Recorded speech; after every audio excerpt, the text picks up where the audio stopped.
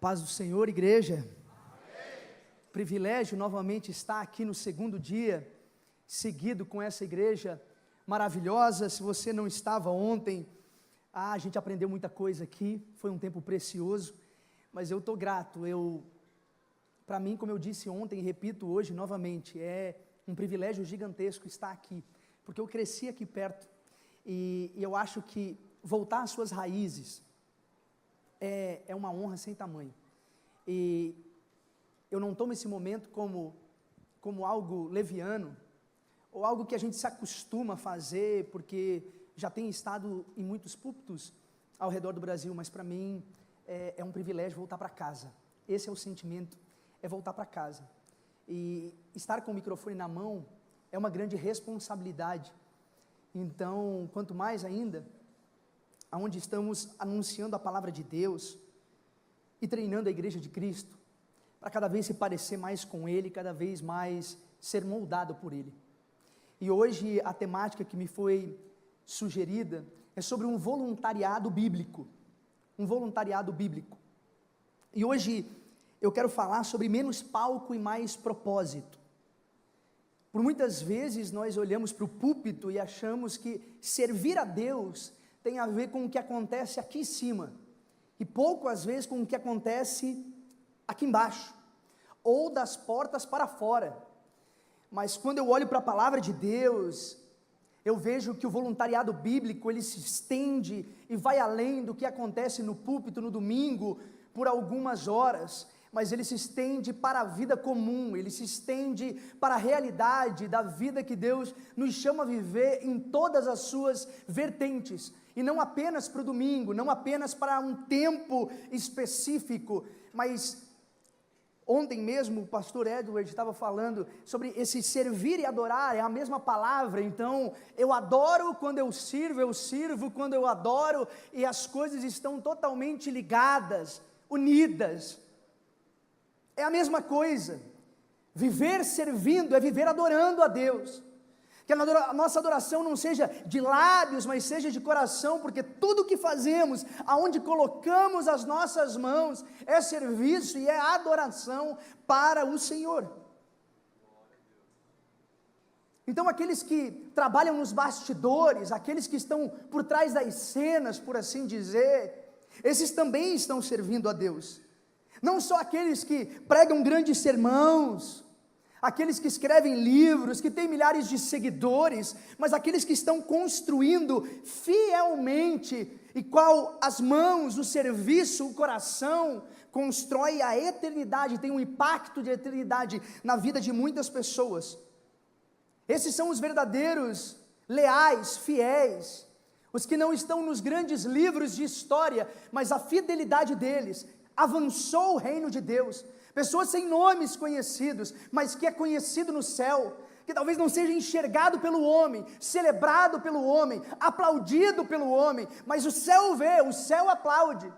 O voluntariado bíblico é aquele voluntariado que não precisa de microfone na mão para ser obediente ao que Deus está chamando para fazer.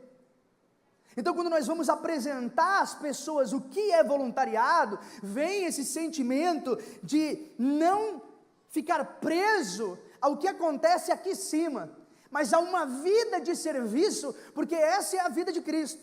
Quando Cristo nos impele e os discípulos estão discutindo um com o outro, quem é o maior no reino de Deus, Jesus vem e fala, é aquele que serve, o maior é aquele que serve. E o problema é que a gente pega esse versículo e a gente acha que Jesus está nos ensinando como ser o maior. Mas Jesus não está nos ensinando a ser o maior. Jesus está falando que aquele que é maior é aquele que serve sem nem pensar duas vezes. É aquele que quando eu o acho, ele está servindo. Quando eu o vejo, ele está estendendo a mão. Quando eu chego perto dele, ele está fazendo algo para o reino de Deus, sem se preocupar se vai ser visto, aplaudido, se vai receber alguma recompensa. Ele simplesmente faz, e faz porque teve um coração que encontrou Jesus. Porque ele é muito amado, ele muito faz, ele não está pensando em recompensa, ele já foi recompensado com a graça de Jesus e a salvação eterna, meu irmão. Essa é a grande realidade. Jesus não está ensinando a ser maior, Jesus está explicando, maior é aquele que está lá na porta e que muitas vezes nem assiste o culto, porque está servindo, porque está cuidando dos carros, mas faz isso com uma alegria nos olhos, faz isso com uma realidade de uma vida abundante que está surgindo dentro dele. Eu tive a oportunidade de estudar na Hilson com o Rodrigo, e a gente passou alguns anos lá, 4 anos e meio estudando, e eu voltei cheio de convicção, meu irmão, tantas certezas, poucas dúvidas. E aí quando eu cheguei na porta da Assembleia de Deus, e eu conheci um irmão, que servia há muitos anos na porta, Hildo, um irmão lá na Assembleia de Deus em Içara, e quando eu olhei para ele, eu vi aquele sorriso, eu vi a maneira que ele servia, eu percebi que ele era 1000 vezes mais crente do que eu, e ele não tinha teologia, ele não tinha feito cursos de teologia, mas ele tinha nascido de novo, existia uma beleza no servir, no ser, e aí eu percebi que eu precisava rever algumas coisas, que o servir não é um microfone na mão para eu demonstrar a minha habilidade com as palavras ou o quanto eu estudei. O servir está num coração disposto ao reino de Deus, porque já entendeu que foi amado, que Jesus se entregou, então ele vive da mesma maneira que Cristo. Aquele homem foi um exemplo de fé para mim, foi um exemplo na minha jornada, a não olhar apenas para o que está acontecendo em cima dos púlpitos, mas o que vai além, mas cria toda uma experiência para que as pessoas se encontrem com Deus. Lá na CC Videira nós temos mais ou menos uns 1000 voluntários servindo todos os domingos, e eu sempre enfatizo muito, que a conversão que acontece durante o apelo, não foi gerada através apenas da pregação, obviamente é o Espírito Santo que convence, mas os irmãos me entendem, é quando a palavra é proclamada aqui em cima, mas que tudo acontece desde o momento que alguém é recebido pela primeira vez, lá no estacionamento da igreja. E muitas vezes quando eu pergunto assim, o porquê que você escolheu ser membro da CC Videira? Qual foi o dia que você se converteu? E ele não lembra qual foi a mensagem pregada, mas ele lembra como ele se sentiu na casa de Deus, porque cada voluntário o abraçou, o encorajou, deu uma palavra de bênção sobre a vida dele, e é por isso que ele decidiu ficar. Às vezes nós menosprezamos as maneiras que Deus quer nos usar para tocar vidas para o reino. Tudo alcança, tudo faz a diferença. Nunca se esqueça do poder de um convite, meu irmão. Acontece que às vezes a gente cresceu na igreja, os nossos amigos são tudo da igreja, todo mundo que conhecemos é da igreja, o churrasco no final de semana é com o povo da igreja, e tem pouco lugar na nossa mesa, para aquele que ainda não crê como cremos, aquele que não se veste como nos vestimos, aquele que não fala como falamos, mas isso também é servir.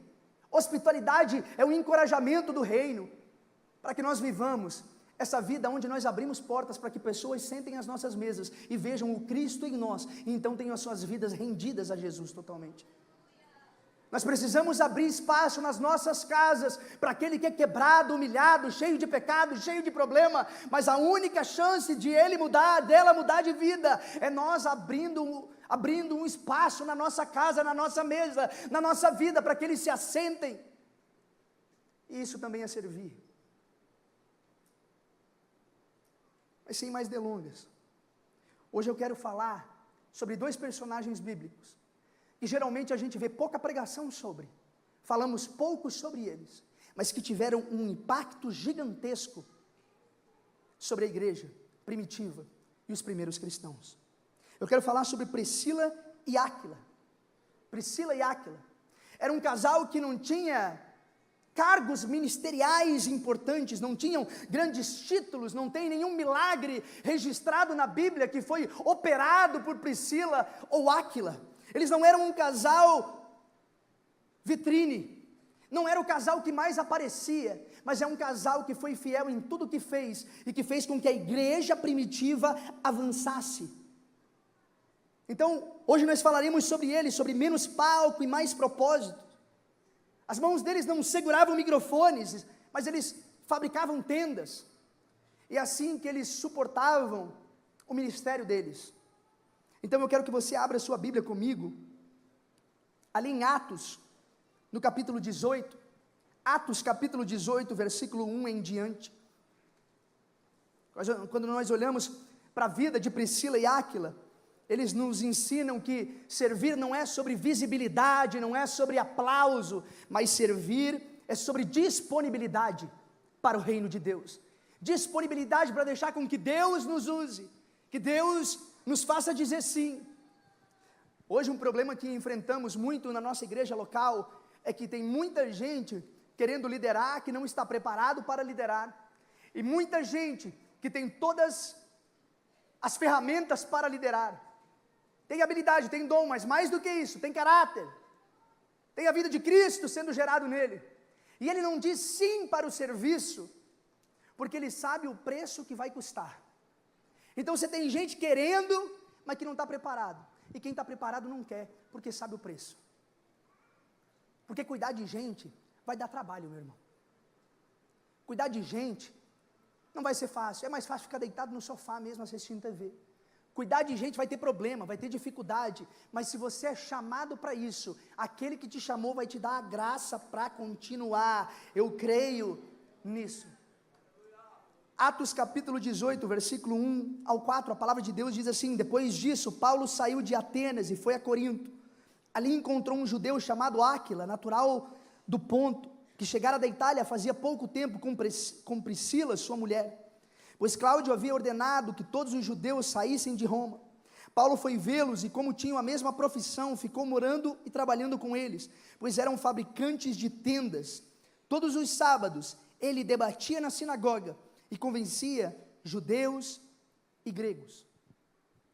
Quando nós lemos essa passagem, nós podemos ver que eles não eram sustentados pela igreja.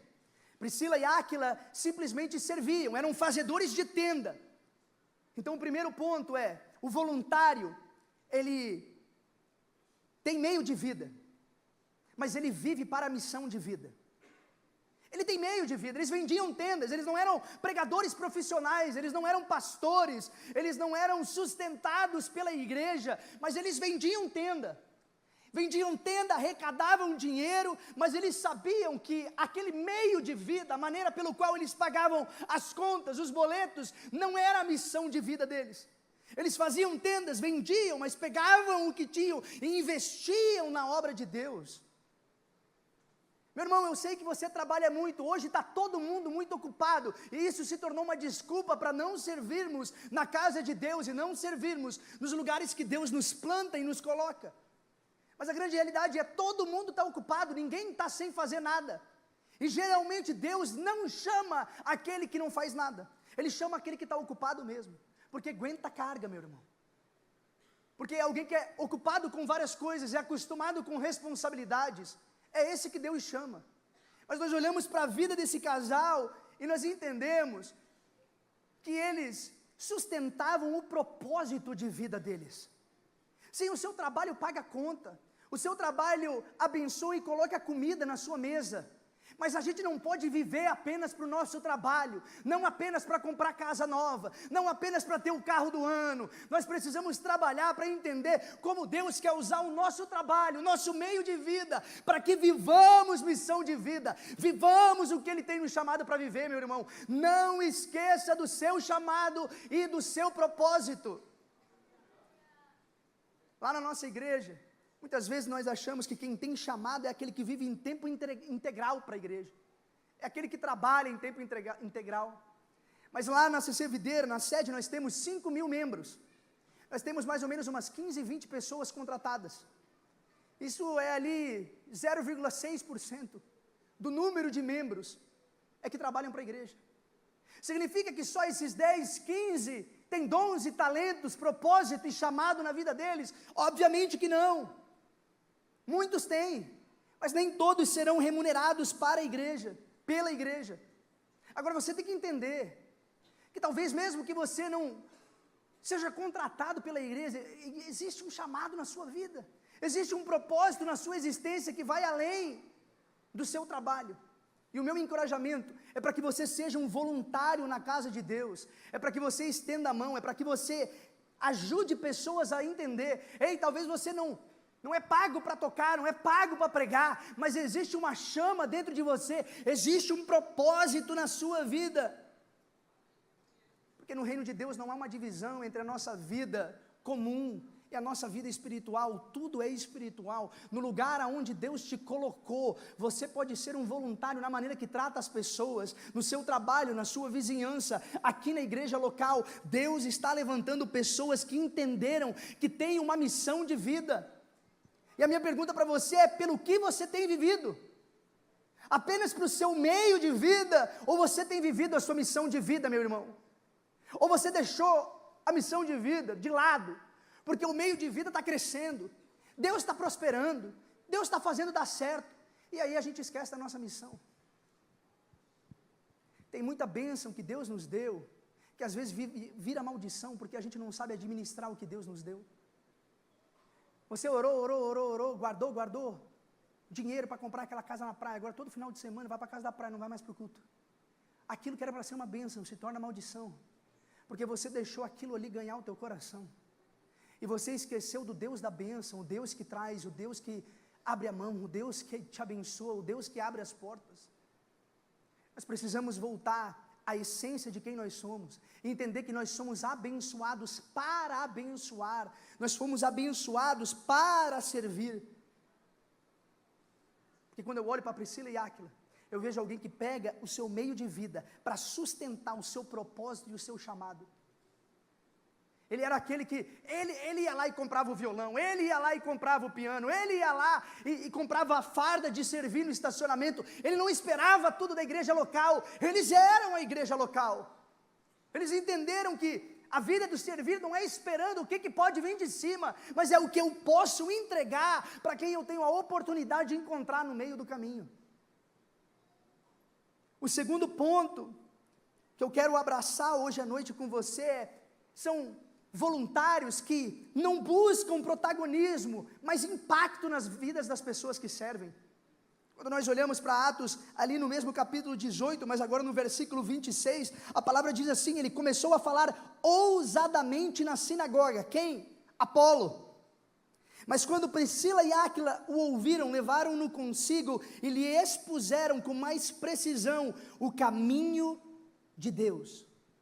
Priscila e Áquila não estavam no centro das atenções, eles não eram como Paulo, que pregava para muita gente, que escrevia como poucos, eles não eram tão carismáticos quanto Apolo, um pregador de conferência, de multidão.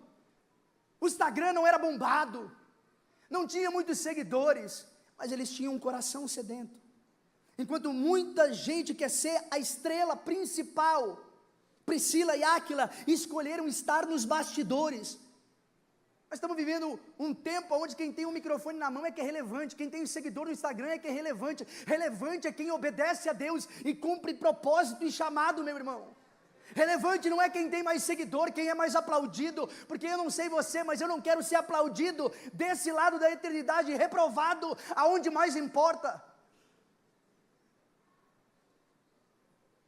Reprovado no juízo final, reprovado perante o Senhor. Porque tem coisas que Deus nos chama para fazer, e muitas vezes nós abandonamos o que o Senhor está nos chamando para fazer, porque a gente acredita que o púlpito é o foco. E aí quando Deus nos chama para fazer qualquer outra coisa que não seja aparecer, que não tenha o título, o cargo, a liderança, o renome, aí nós esquecemos, deixamos de lado, porque tem muita gente querendo ser a estrela principal. Mas quando eu olho para a vida de Priscila e Áquila, eles não estão preocupados com isso, eles preferem alavancar o reino de Deus servindo em qualquer lugar. Eles não tinham problema de protagonismo, eles não tinham desejo de aparecer, eles serviam aonde era necessário. A questão é, Deus vai levantar novos pregadores, Deus vai levantar missionários, Deus vai levantar homens e mulheres de Deus para começarem a obra, para ter o microfone na mão, para estarem em cima de um púlpito. A grande questão é, e se Ele não nos chamar para isso, seremos felizes servindo a Deus? Ou estaremos frustrados, porque quando servirmos, tínhamos na nossa mente, que era uma rua para chegar no púlpito, ou no reconhecimento, ou no aplauso. Qual que é a nossa intenção no servir? Porque fazemos o que fazemos. Mas eles não tinham problema de viver à sombra de grandes homens de Deus, de não assumirem o papel do protagonista. Agora, quando eu olho para a Bíblia, eu vejo muita gente que foi coadjuvante na Bíblia, que não tem um livro com o seu nome, mas são pessoas que engrandeceram o chamado e o propósito de Deus na terra. Nós vemos José do Egito, que não era rei, mas sustentou uma nação.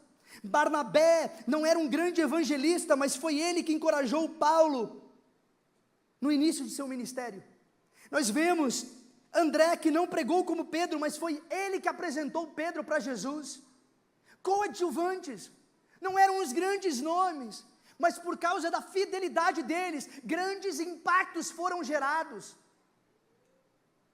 Qual é o impacto que a sua vida tem na vida de outras pessoas? Qual é o impacto que a sua vida tem na transformação de outras pessoas, em levar mais pessoas para Jesus, a encontrar Jesus, a ser transformado por Ele? Porque Deus não nos chama para sermos famosos, mas para sermos fiéis aonde estamos. Aonde é que você está? Aonde Deus tem te colocado? Você está sendo fiel ali? Ou ser fiel ali é só uma maneira de graduar para algo melhor? É só um passo na escada para o sucesso ministerial, como se fosse carreira. Primeiro eu começo, e aí eu sou diácono, mas depois eu quero ser presbítero, e depois eu quero ser evangelista, porque meu grande sonho é ser pastor. Mas se Deus te chamou para ser diácono, não queira ser presbítero. Se Deus não te chamou para isso, porque não é uma escada. Deus não está chamando para trilhar uma carreira ministerial. Qual é o teu chamado? Qual é o teu propósito, meu irmão, minha irmã? Porque se você sabe qual é, você é contente aonde Deus te coloca. Porque não é sobre carreira, é sobre chamado. Tem muita gente querendo ser o que não foi chamado para ser, porque é um lugar de visibilidade e de aplauso, mas não é um lugar de chamado de Deus para a sua vida. Queira viver o que Deus tem para a tua história, e não o que o homem acha que é interessante ou melhor, porque a verdadeira visibilidade está quando o céu te enxerga, e o céu te vê, e o céu te aplaude, e o céu te honra. É Deus que faz, é no tempo dele. Davi não estava pedindo para sentar em mesas importantes. Não é interessante, irmão? Eu não sei você, mas toda profecia que tem na igreja agora é: Deus vai te mudar de mesa. Deus está mudando de mesa. Deus vai te colocar numa mesa maior. Deus vai te colocar numa mesa mais farta. Deus vai te dar uma mesa gigante. É o Jesus marceneiro mesmo. É mesa para todo lado. Qual que é o problema com isso, meu irmão?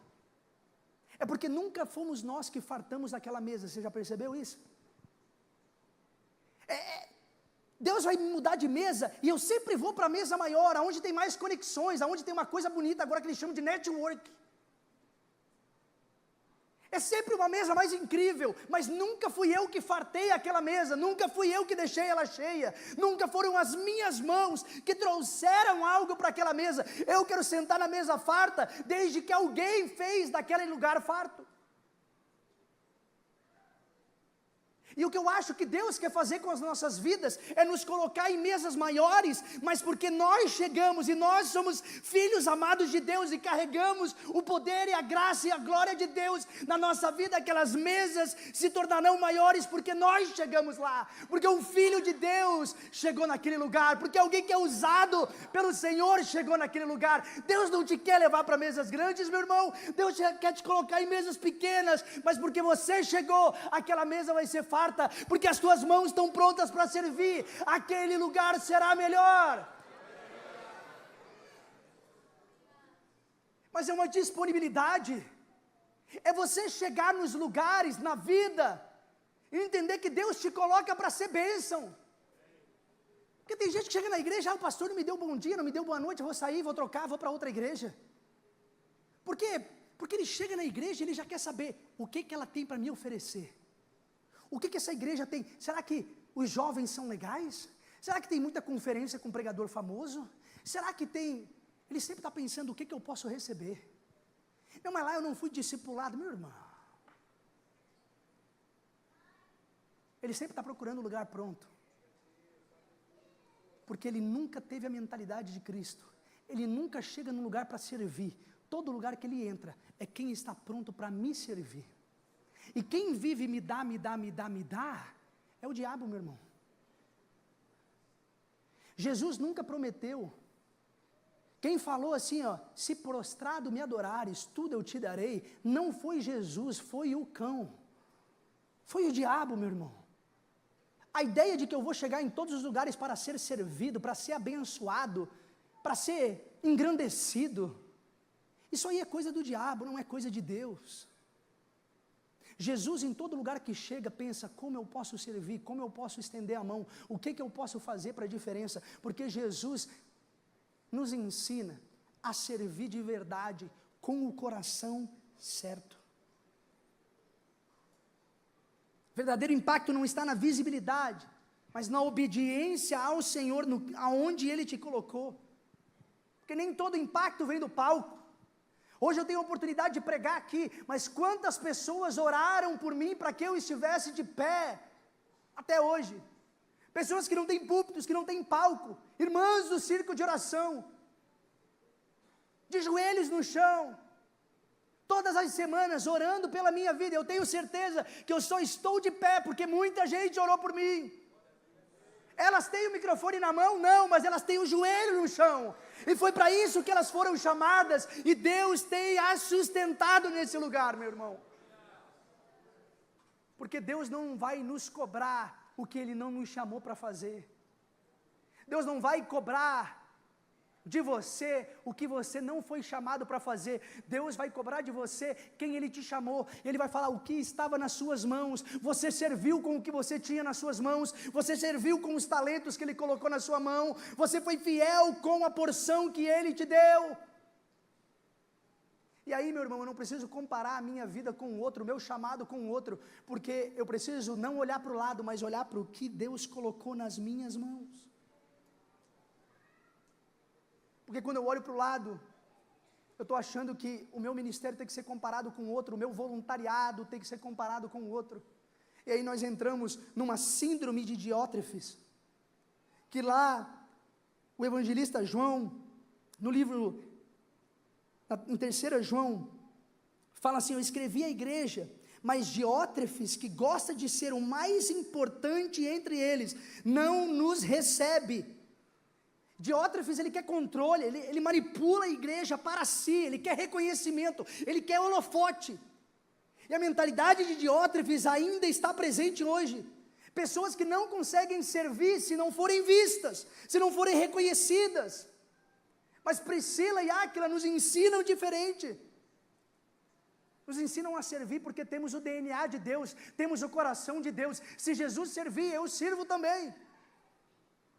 Porque se você não tem um coração voluntário, se você não serve para Cristo, você não serve.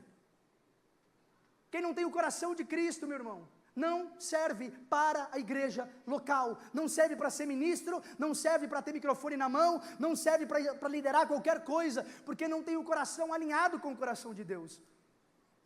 Agora, quando eu olho para a sua palavra, quando eu olho para o que Jesus ensina, para o que Priscila e Áquila vivem, eu vejo que eles servem, não só quem é maior do que eles, mas quem é menor do que eles.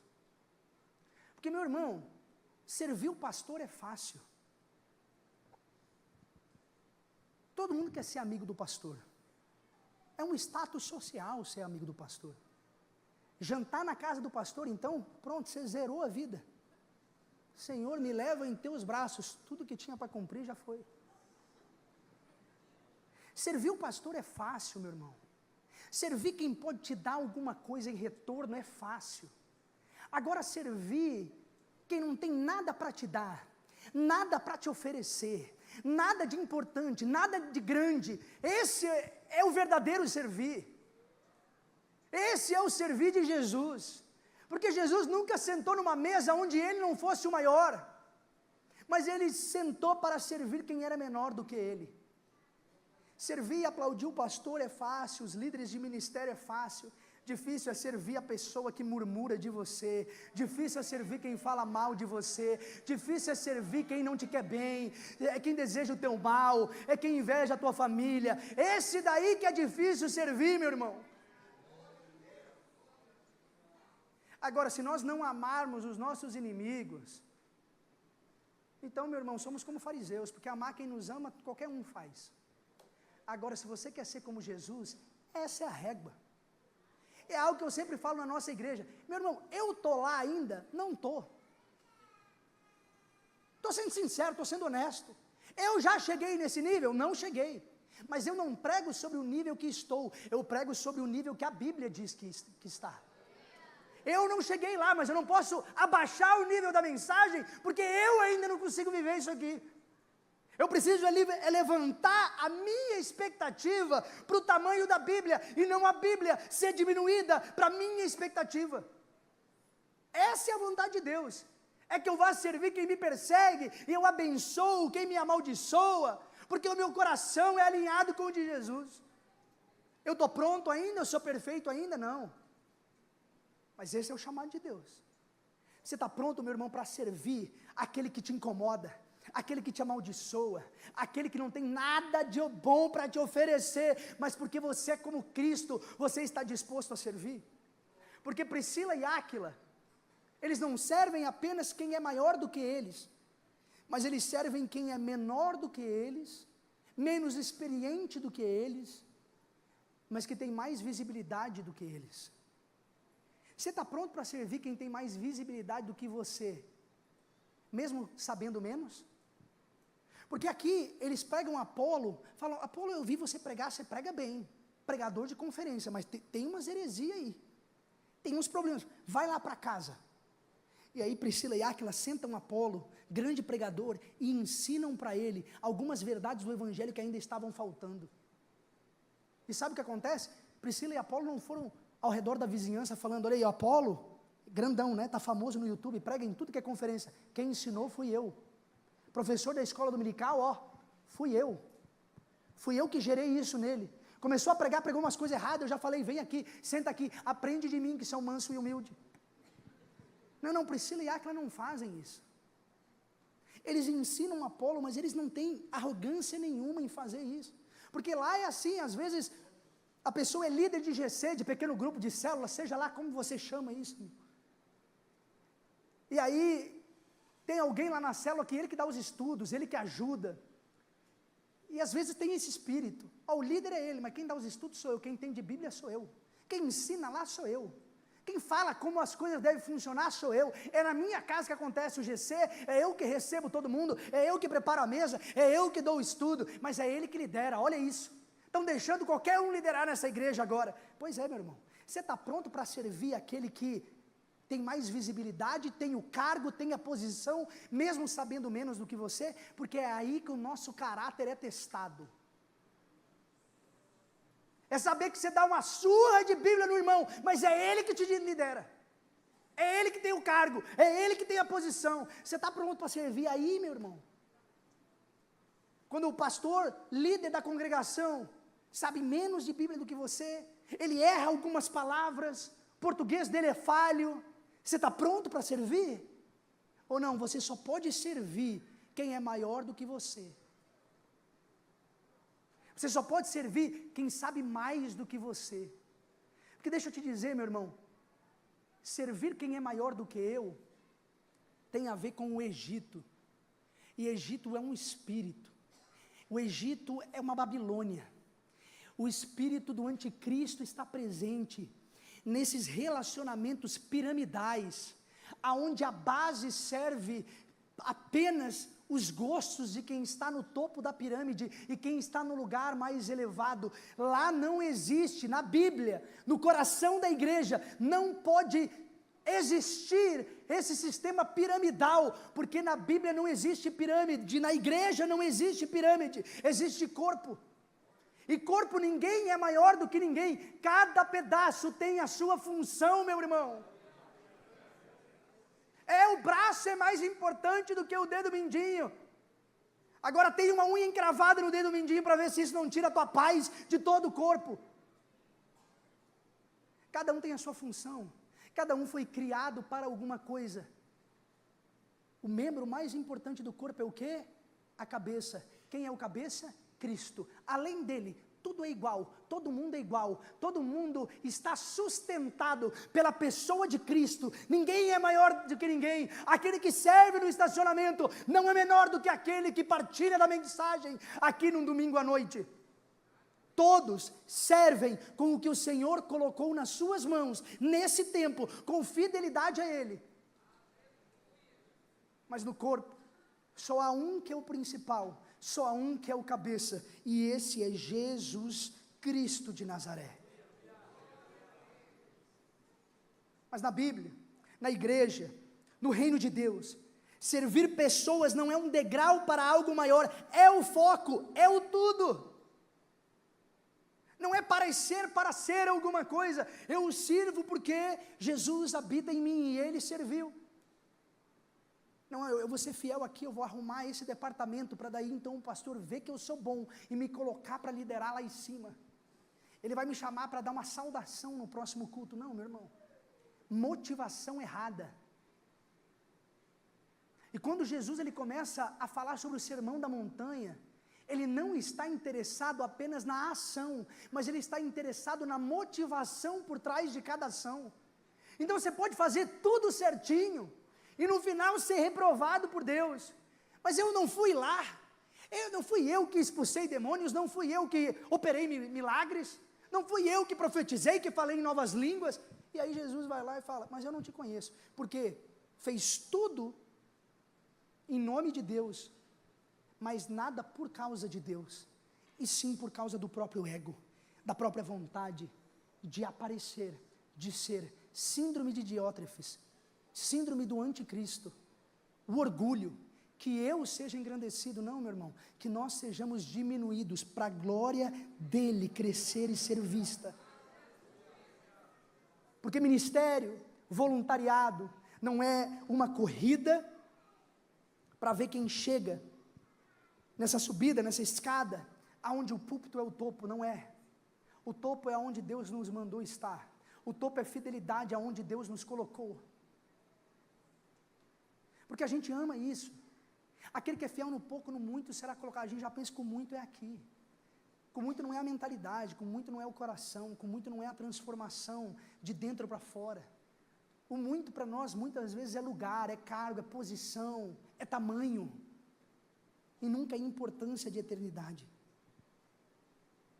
Impacto no reino de Deus, impacto eterno, é muito mais importante do que visibilidade terrena. O terceiro ponto de um voluntariado verdadeiro, bíblico, é que eles colocam, Priscila e Áquila, os seus recursos a serviço do reino. Romanos 16, versículo 3 ao 5, fala assim, saudai a Priscila e Áquila, meus cooperadores em Cristo Jesus. E aí seguindo ali nos próximos versículos fala, também a igreja que está na casa deles. A casa de Priscila e Áquila se torna um lugar, um ponto de encontro, um lugar de adoração, um centro de ensino e de comunhão da igreja primitiva.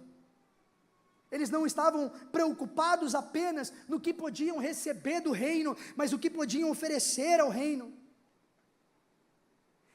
A gente precisa entender que generosidade não é só dar dinheiro, não é só dar dízimos e ofertas. Generosidade é se dar, é dar a si, para o outro, entendendo que você é corpo de Cristo e que tem pessoas que precisam da sua mão. Quando se está falando de recursos aqui, não está falando apenas de dinheiro, meu irmão. A primeira coisa que eles fazem é abrir a casa, esse lugar de adoração, de comunhão. E o que eu adoro sobre essa passagem é porque mostra que nós não precisamos de grandes estruturas para que o reino de Deus avance. Foi na casa deles, era o que eles tinham, não era o que eles desejavam ter. O problema é que muitas vezes o que nos impede de servir é porque a gente não tem a casa boa, é porque a gente não tem o carro bom, é porque a gente não tem as finanças organizadas, é porque a gente não tem ainda o que é necessário. Então a gente vai postergando, a gente vai jogando para frente, e a gente vai deixando isso de lado. Não sirva com o que você tem. Não, mas eu não tenho uma casa tão grande. Pois é, mas dá para ser a sua? Na tua mesa tem 6 cadeiras, tem 4 cadeiras, cabe gente ali, então sirva. Sirva com o que você tem. Sirva com o seu lar. É por isso que tem aquele ditado, eu acho que quem compartilha desse pensamento é o Douglas Gonçalves, ele fala assim, crente não pode ter sofá branco. Porque o crente sempre tem alguém na casa dele que ele está servindo, que ele está ajudando, que ele está discipulando, que ele está abençoando, que ele está estendendo a mão. E se tiver sofá branco, vai sujar, meu irmão. E aí quem tem o sofá branco não quer ninguém lá. Não quer aquele casal com 3 filhos que sabe que vão destruir o teu sofá inteiro. Você não quer na tua casa. Você fala, vamos marcar lá na igreja, no banco mesmo, uns 10 minutos antes de começar o culto. Porque a comunhão da igreja primitiva incomoda os nossos gostos modernos. Mas eles abrem as suas casas. Você tem carro, Deus te abençoou com o carro. Aí você já sai 5 minutos antes do culto acabar, para você pegar o teu carro e ir para casa. Porque se você ficar, você sabe que vai ter aquele jovem que mora do outro lado da cidade que vai falar, tio, dá uma carona. Isso incomoda. É porque a gente não entendeu que a gente foi abençoado, que esse recurso veio do céu para a gente usar em prol do reino de Deus. Os meninos do CTM aqui, você sabe. Você viu ele, paga um lanche para ele precisa. Olha aí, ó. Você quer ver avivamento numa igreja? Oferece lanche para voluntário, meu irmão. Para esses jovens que estão aí dedicando a vida para o chamado de Deus. O evangelho é assim, abre a casa, abre a vida, compartilha de si com o outro, deixa a sua vida ser uma bênção para aquele que está caminhando do seu lado, meu irmão. Além da nossa casa, uma coisa que hoje é um recurso precioso para todos nós, é tempo. É tempo, dedique tempo às pessoas. Às vezes é mais fácil a gente dar uma esmola, uma gorjeta para alguém na rua, porque daí a gente não precisa lidar com o problema. Eu te dou R$5, você não me incomoda mais, vai na paz, meu irmão. Agora, sentar para ouvir, sentar para conversar, sentar para entender a história, é isso, é mais fácil só chegar lá e disciplinar, e falar, está 6 meses sem tomar ceia. Difícil é sentar e entender o que levou aquela pessoa a viver de tal maneira, a pecar de tal maneira. O que ele precisa é ser curado, é ser transformado, é ter a palavra apresentada para ele. Mas o problema é que isso custa. Custa tempo caminhar com quem está perdido, custa tempo caminhar com quem erra no meio do caminho, com quem tropeça. É mais fácil a gente se cercar de gente que corre conosco, corre com força, corre em santidade. Difícil é parar a vida, e é olhar para os samaritanos, para o diferente, para a mulher no poço, que Jesus para e conversa, e entende a vida dela, e oferece algo. Ou na parábola do bom samaritano, aquele que está jogado no meio do caminho. É parar. O tempo é uma das comodidades mais preciosas que o homem tem. Como você está administrando o seu tempo? Tem tempo na sua vida para cuidar de alguém, para abençoar alguém? E meu amigo, pega a tua agenda e cria tempo então. Porque ninguém vai ter tempo para nada, você tem que criar o tempo na agenda e falar, esse tempo aqui eu vou dedicar a isso daqui. Porque Deus não vai descer do céu, abrir o teu calendário do Google e colocar lá, orar por alguém. Você que vai ter que fazer isso, meu irmão. Não, mas a semana é tão corrida, pois é. Lembra que você falou lá em dezembro, que você falou, esse ano eu vou fazer uma dieta. Pois é, já estamos em março, você não fez, eu sei, eu também não fiz. Se a gente não colocar na agenda, se a gente não fizer disso uma prioridade, não vai simplesmente acontecer, porque Deus quer. Porque Deus sempre quer que a gente ore mais, jejue mais. A gente está fazendo, a gente está botando na agenda, a gente está abrindo o calendário, se tornou nossa realidade, ou não, se não é só vontade.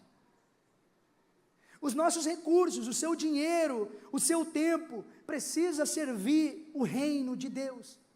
Ah, tá, mas eu não tenho nada disso. E o seu ombro?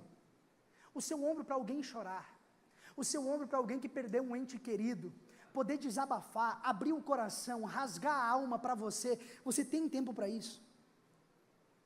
Porque as pessoas não precisam só de ensino, e às vezes a gente fala assim, não, mas se quiser aprender que venha para a escola dominical, que venha para o culto de domingo, lá tem palavra. Mas às vezes as pessoas não precisam só de ensino, elas precisam de acolhimento, elas precisam de um ombro para chorar, elas precisam de alguém para ajudá-las na caminhada, elas precisam de alguém que vai ser fiel a elas, quando elas não conseguem ser fiéis consigo mesmas. Empreste sua vida para Deus, e não espere as condições perfeitas. Use o que está nas suas mãos, meu irmão, usa o que Deus te deu, usa os seus dons e talentos, usa a tua casa, usa o teu carro, usa o teu tempo, usa o teu dinheiro, para viver uma vida que vai além de si mesmo, porque esse é o voluntariado bíblico, é a vida que não vive para se autosservir, mas que espelha Jesus, que se entregou, que se diminuiu, que se esvaziou de si mesmo, porque se esvaziar de si mesmo e tornar essa forma humilde que Jesus fez, não é contrário a ser Deus, é ser Deus da maneira que o nosso Deus é Deus. A maneira de ser Deus é servir, a maneira de se parecer com Jesus é ser alguém que vive missão de vida, que estende a mão. E por último, um voluntariado bíblico é aquele que é perseverante e fiel ao longo do tempo. Quando nós olhamos para 2 Timóteo, capítulo 4, versículo 19, diz assim: saúde a Priscila e a Áquila, e a casa de Onesífero. Lá de Atos, aonde Paulo primeiro encontra Priscila e Áquila, até agora 2 Coríntios, se é visto que entre 15 e 17 anos se passaram. Eu já vi muita gente começar bem, mas nem sempre eu vejo gente terminar bem. Tem muita gente que começa com todo gás, com todo fogo, eu vou queimar para Jesus, mas é fogo de palha, se apaga rápido. Precisa investir o quê? Na qualidade da madeira, meu irmão. É em você mesmo. O fogo acaba rápido, daí tem gente que vai procurar em tudo que é lugar. Eu vou lá na casa, na oração da irmã do coque lá, porque vai pegar fogo lá. Não, mas o problema é que você é palha, meu amigo. Enquanto a gente for palha, o fogo pega, mas logo se esvai. Agora, quando eu começo a criar uma intimidade com Deus, uma vida com Deus, eu me torno lenha de verdade. Aí quando o Espírito cai, ele queima por muito tempo. Por quê? Porque a lenha é boa. E às vezes a gente está indo de igreja em igreja, de lugar em lugar, procurando o fogo, e Deus está falando: o problema não está no fogo, o meu espírito é o mesmo, o problema está na qualidade da madeira, está na qualidade da minha vida. Como que eu estou pronto para servir ao longo do tempo? Que tipo de madeira eu sou? Porque quando eu olho para a vida de Priscila e Áquila, eles permanecem fiéis em tempos de perseguição à igreja, eles mudam de cidade em cidade. Não, mas agora que eu consegui um emprego bom, mas é missão de vida ou é meio de vida? Eles mudam de cidade, eles vão aonde é necessário para eles cumprirem a missão que Deus os confiou. Eles continuam servindo, independente das circunstâncias, porque a fé verdadeira não é medida pelo entusiasmo do início, mas pela constância ao longo dos tempos. Porque tem pessoas mais velhas na igreja que às vezes olham para o jovem e falam assim: não, é porque é jovem, eu já queimei assim. Meu irmão, quando eu vi a sua vida, meu pastor, ontem, ensinando, e por vezes o Senhor parou, com a voz embargada e com lágrimas nos olhos, eu falei: eu quero ser assim. Eu não quero que o tempo passe e as lágrimas se enxuguem, porque isso é coisa de mocidade, isso é coisa de menino novo. Eu quero ter um coração queimando, porque eu encontrei um Jesus que me salvou e me transformou, e eu não quero parar no meio do caminho. O Senhor é uma inspiração para a minha vida e para a minha jornada. Eu quero viver dessa maneira até o meu fim, acreditando no que Deus pode fazer, vivendo a minha missão de vida, porque meio de vida a gente vai parar, a gente vai se aposentar, mas missão de vida continua até o dia que a trombeta soar e a gente for para a glória, meu irmão. Não pare no meio do caminho. Tem cabelo branco na cabeça, mas a tua missão não acabou ainda. Continue. Viva a sua missão. Não deixe essa chama se apagar. E aí Paulo vai lá, e por último, ele fala assim, em 2 Timóteo, ele usa 3 figuras para ilustrar a fidelidade no ministério. E as 3 figuras que ele usa são do soldado, do atleta e do lavrador. O soldado, ele não aparece nos jornais. Ele tem uma missão específica. Ele não é reconhecido, ele não é general, ele não dá entrevista. Ele apenas cumpre uma missão. Ninguém vê, ninguém conhece o nome do soldado. O atleta, ele treina em silêncio. No dia que ele vence a corrida, todo mundo aplaude, todo mundo celebra, durante as Olimpíadas. Mas ninguém viu todos os anos de fidelidade no secreto, sem ninguém ver, para que então pudesse viver algo incrível. No reino de Deus não tem atalho para autopromoção, você tem que ser fiel no processo, senão não chega em lugar nenhum não, meu irmão.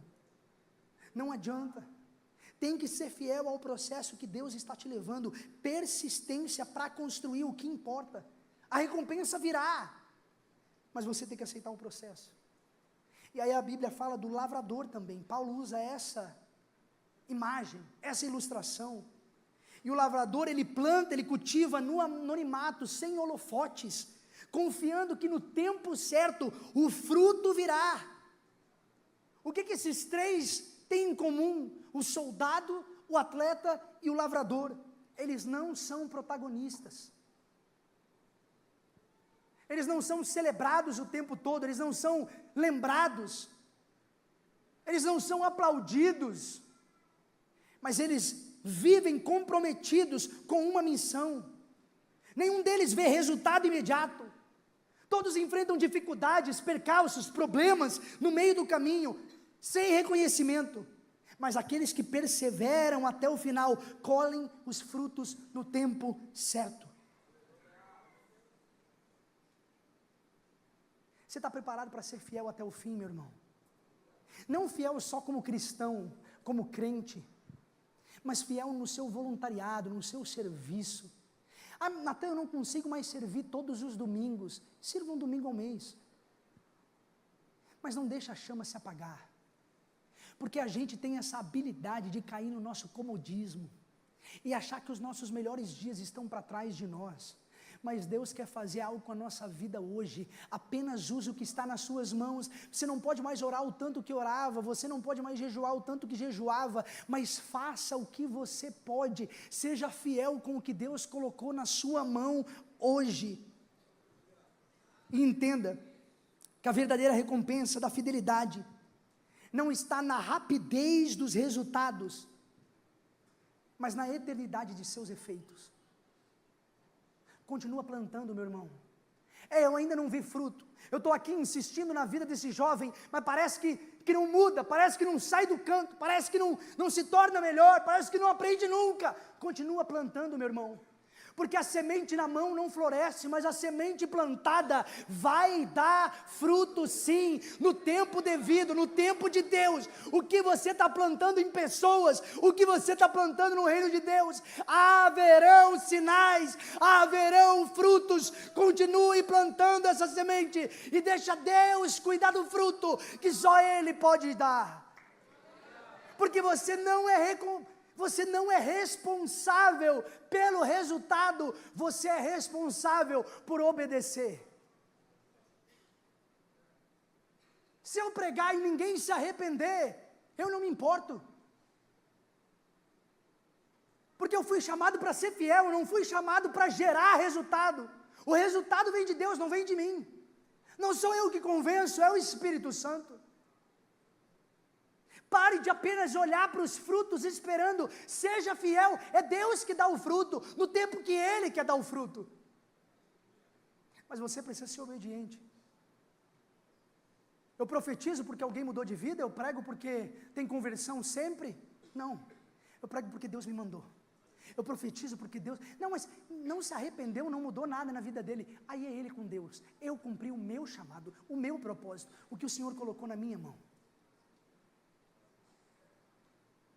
Meu irmão, que você viva plantando as sementes que Deus tem colocado na sua mão, e que no tempo certo você veja o fruto que só Deus pode gerar através da sua fidelidade.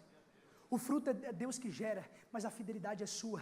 Um planta, o outro rega, ou seja, isso é minha responsabilidade, plantar e regar é minha responsabilidade, mas Ele dá o crescimento no tempo certo.